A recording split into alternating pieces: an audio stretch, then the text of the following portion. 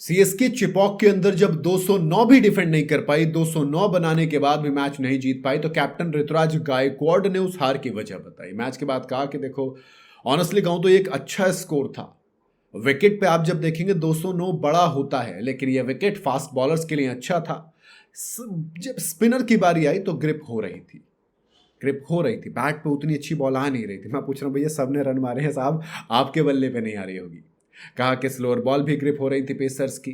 तो मुझे लगता है कि ये ग्राउंड जब आप देखते हो जहां पर बड़ी बाउंड्रीज हैं, वहां पर ये स्कोर बड़ा होना चाहिए था, काफी होना चाहिए था, लेकिन नहीं रहा क्योंकि पंजाब ने धुआं उठा दिया।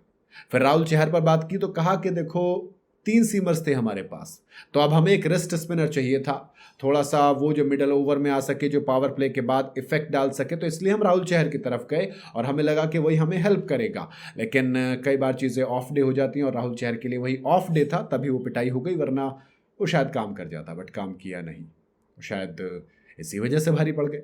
फिर बॉलिंग पे बात आई तो कहा कि बॉलिंग की बात करूं तो मिक्सचर रहा, कुछ चीज़ें अच्छी रही, कुछ चीज़ें नहीं रही, कुछ चीज़ें एग्जीक्यूट की। मैं कह रहा हूं भैया, नहीं हुई एग्जीक्यूट। यकीन मानो कहीं से कहीं तक कुछ भी एग्जीक्यूट नहीं हुआ है, क्योंकि सबकी पिटाई हुई है आपकी बॉलिंग में।